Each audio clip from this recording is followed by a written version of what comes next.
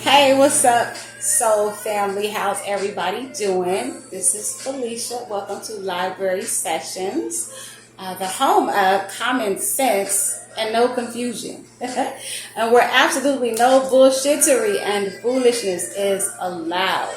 And of course, my personal opinion and perspective thrown in for a good measure. Now, if y'all been running around on these social media streets these last couple of days, I'm sure you are all aware of the news about Brother Polight, or as he goes his government name, Michael Noah. It's really disturbing and sad to hear. Of course, allegedly, he was, well, not allegedly arrested. He was arrested for allegedly having some sexual dealings with a 14-year-old girl who happens to be the daughter of a woman that he supposedly was involved with at one point or time or another, right? So I'm not here to judge Brother Polight. I'm going to let the men handle him. I more so want to speak to the mothers regarding this. But I will say this about Brother Polight. He was on YouTube, I think Instagram, YouTube. I saw a couple of videos today before I shot this video. And he was mainly talking to his supporters, talking about what good he's done for the community and how much money he has and his Rolls Royce and all the women that he's been able to have since he has money now. What I did find very odd is that for a man to be arrested and accused of what he is being accused of, to not at least say, hey, I know what you guys heard. I know what it looks like. I know I was arrested. I know, all of that. But I am here to say I can't go into details, based upon the advice of my lawyers. But I want to be clear about this. I am innocent. The charges are false. I have not had any type of sexual dealings with any 14-year-old child. That's what I expected, at least that much. But he's saying that he doesn't need to say that and he doesn't need to go into details. He's just telling everybody to stay tuned while he's talking about his money and calling everybody else less intelligent and stupid and a bunch of other stuff. So again, I'm going to let the men deal with him. I'm going to stay out of that. I just want to talk to the mothers out here. And I know there are a lot of single mothers. I was a single mother for a time when my children were young. And one thing about becoming a mother, once you become a mother, you don't stop being a woman. You still have needs. You still have desires. You still want the comfort and intimacy of a man. Okay? But what you mothers need to start doing, or what you need to stop doing, stop bringing men around your children, especially your daughters, okay? Because a lot of these men, a lot of you women are just picking up off the streets or wherever you need them and bringing them home around your babies. They're not coming around you for you. They're coming to get next to your babies, to your daughters, okay? Let me give you a wee tip. Let me tell you how I used to do it when my children were young and the times that I was single. I always had a male friend. But let me tell you how I did things. It's not what you do, it's how you do it. My children always had a bedtime. They were not allowed to stay up all times of the night. They had a bedtime. When my children were sound asleep, that's when I let my male friend come over and we had our time of comfort and intimacy together, okay? My children did not see that.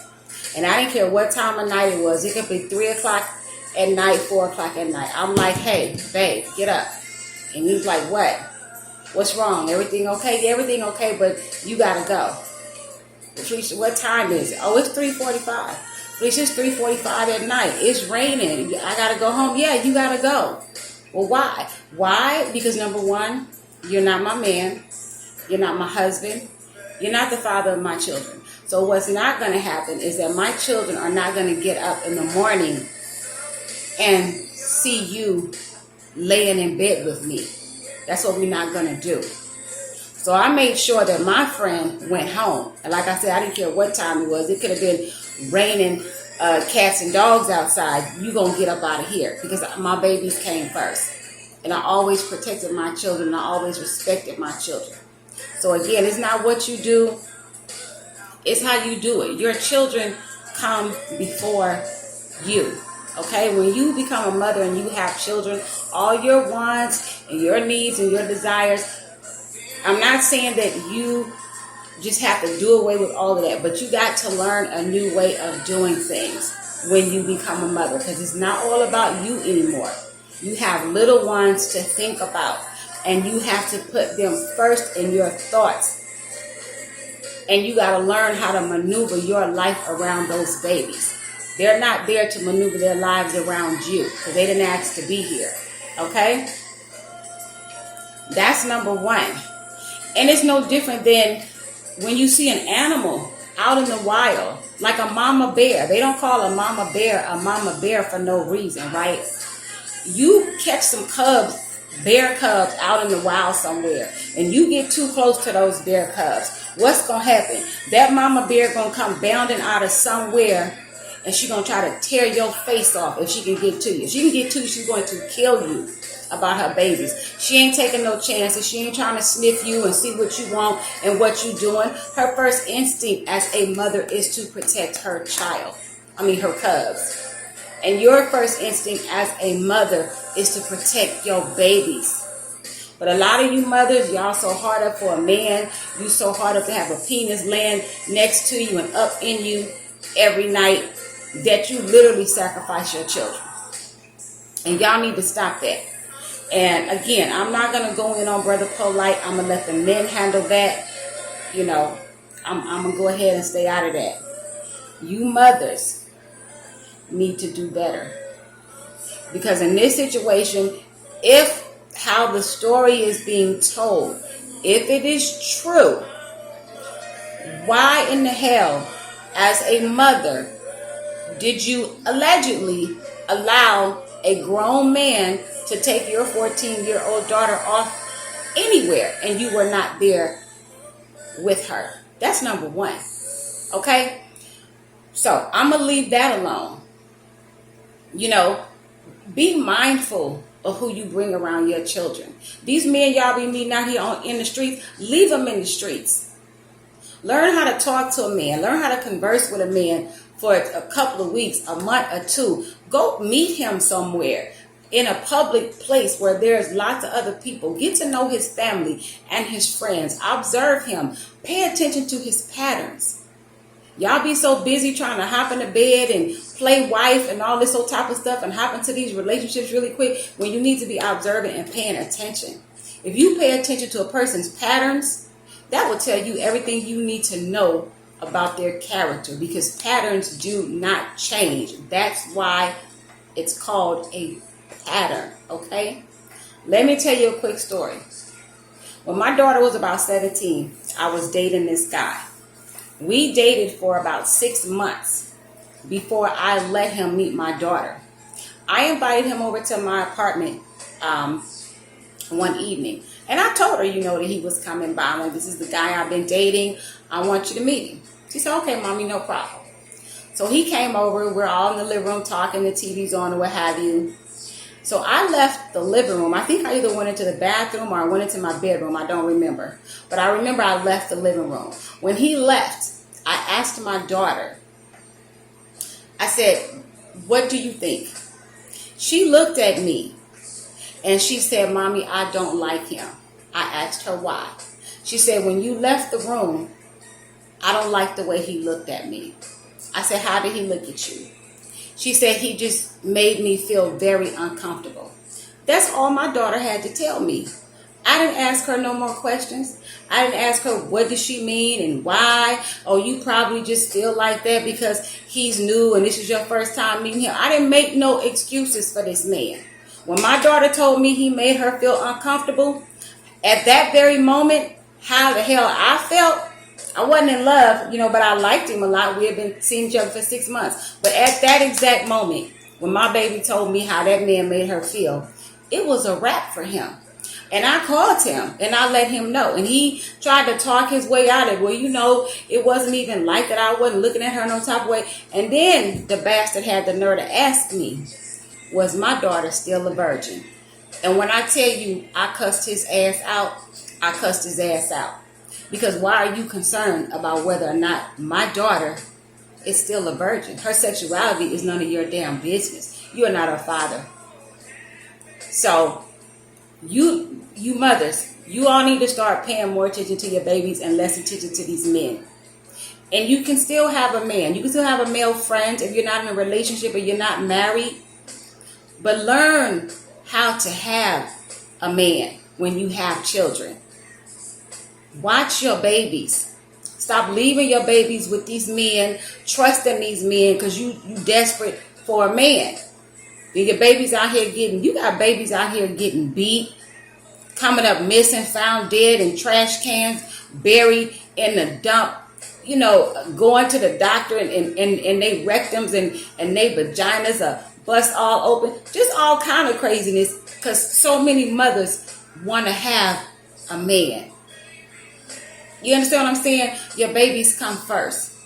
Never in my life, when my children were younger, have I ever put having a man above my children. I didn't put nothing above my children. I had no job, no career, no partying, no nightclub, no nothing came before my children. And definitely not a man. You mothers need to get your shit together. There's no way in hell anybody's underage daughter under the age of 18 should be allowed to go off with a grown man anywhere without the mother being present. Okay? So that's all I wanted to say, y'all. Like I said, I try not to get into all this all the trending gossip and hot topics, you know, that's running wild, like wildfire out here in these social media streets. But I thought that I just wanted to speak on that, but mostly to the mothers, because like I said, I am a mother myself, and my children were young at one point, and at one point I was a single mother with young children, but I still handled my business, right? And I just didn't allow men, and I'm a single woman now, right? I still don't have men in and out my house. I don't play that. I meet you outside, talk to you on the phone after the first conversation. If I'm not feeling you, I'm not talking to you no more. You're not knowing where I live. You're not coming over my house because, first of all, I don't know you. You could be crazy. Anything could be wrong with you. If I want to get to know you, we're going to meet somewhere in an open public location. And you still ain't coming over for probably another 2 or 3 months. But that's just how I get down. And I've always been like that. I don't allow everybody up into my personal space. I'm very restricted when it comes to me. Okay? And for you brothers, that's defending Polight. I understand innocent until proven guilty. But a lot of you brothers are taking it a little bit too far. A lot of the comments that I have read, I can't remember everything verbatim, but from what I have read from some of you black men, you need to be ashamed of yourselves, okay? I don't even know what to say to y'all. It seemed like y'all got like testicular tonsillitis or something going on. What is testicular tonsillitis? What it is, for all you brothers out here that's going ham and just caping for Polight 100% when you don't even know all the facts. What y'all need to do is get that man's nuts off your tonsils, okay? Stop gargling and teabagging that man's balls. All balls deep, all up in your throat. You know, maybe you need to get some ball scrubs, some mentholated ball scrub, and run on your throat and, you know, try to cough his balls up because y'all doing too much. That's pissing me off. Y'all acting like if all of this is true, y'all find a way to blame the 14-year-old girl, to blame the mama. And the mother holds some blame. If it's true, hell yeah, she holds some blame. Because like I said, you don't let your 14-year-old daughter go run off with some damn man. But that's a man. That's a grown-ass man. And he should know better. Any grown man should not even put himself in a situation to even be accused of anything like that with a child. Period. Okay? Now that's all I wanted to say. Thank y'all for stopping by the library for this session. Okay? I normally don't ask you guys to like and share and subscribe, but like my video, share it, subscribe to my channel, because if you don't ask, you don't get, right? Closed mouth don't get fed. So I'm asking you to like, share, and subscribe to my channel. And thank you so much. Drop your comments below, because I definitely want to know what you think. I want to open up some dialogue about this. I just got me a new laptop, y'all, so I'm going to be going live once I get everything together on it. You know, I want to make sure I learn how to work all the little, you know, tools and stuff that needs to be done before I just start going live. So once I start going live, I really hope you guys tune in, because I would enjoy so much more if I could dialogue. I like that back and forth dialogue, you know, where I can get some responses. I can talk to people instead of talking to myself, and then y'all watching me talk to myself later, right? Okay. Anyway, thank y'all, and I'll see y'all later. Bye.